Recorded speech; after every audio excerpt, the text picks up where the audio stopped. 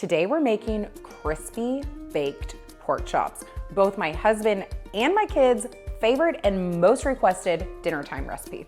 The recipe you'll find on my website calls for 4 pork chops, but my family legitimately loves these chops so much that I double the recipe every single time I make it. I'm using 8 pork loin chops just under a 1/2 inch thick, and now we're gonna mix up our seasoning. In a little bowl, you'll combine 1½ teaspoon of kosher salt, 1 teaspoon of black pepper, 1 teaspoon of garlic powder, and a 1/2 teaspoon of onion powder. Mix it up with your fingers, and now we're gonna season some chops. Sprinkle half the seasoning right over, rub it in, turn it over. We're applying the seasoning directly to the pork chops rather than just in the breading so that we can ensure that there is flavor in every single bite, not just on the outside. And it's time to assemble our dredging trays. In the first dredging tray, you're gonna add 1 cup of all-purpose flour. In dredging tray number 2, you're gonna crack 2 large eggs, add 1/3 cup of milk, and a few dashes of hot sauce. Now just grab a fork and whisk it all together. And in the last tray, you're gonna add 3 cups of panko breadcrumbs. Panko breadcrumbs are what's going to make those pork chops undeniably crunchy, even though they're baked and not fried. This ingredient is essential in crispy baked pork chops. Do not sub in regular breadcrumbs. So you'll add your panko breadcrumbs straight to the breading tray along with 1 teaspoon of kosher salt and a 1/2 teaspoon of black pepper. Mix up your panko and your salt and your pepper, and now the pork chops are going for a dip. We're gonna start with the all-purpose flour. And you just wanna make sure that you give it a good shake. Don't have a lot of excess flour clinging there or your egg can't stick. And I like to do 2 at a time. Keep it efficient.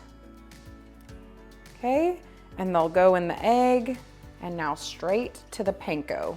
And when these pork chops go into the panko, I get just a teensy bit aggressive because I really want it to stick and for there to be a perfectly crunchy panko breading in every single bite. Now y'all can see I've moved these pork chops over to a rimmed baking sheet fitted with a wire rack. The reasoning for the wire rack is so that air can circulate both on top of the pork chop and underneath the pork chop. And this is what'll help your pork chops from baking up soggy on one side and crispy on the other. The last thing we're gonna do to our pork chops before they go into the oven is spray them down really good with either some avocado oil or olive oil cooking spray.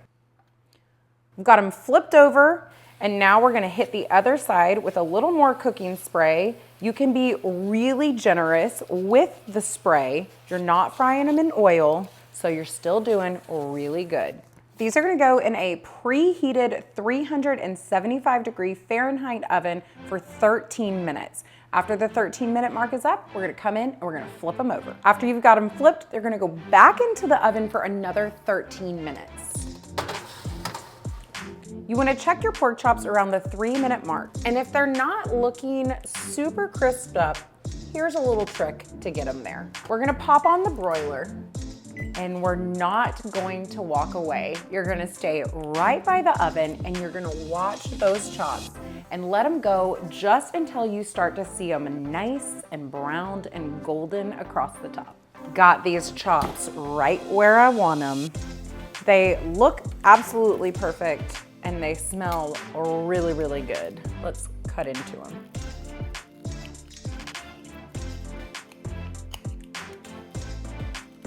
Perfectly cooked. Your family is going to love this dinner, guaranteed. If you're on the hunt for more dinners your kids will actually eat, be sure to check out my kid-friendly dinners playlist next.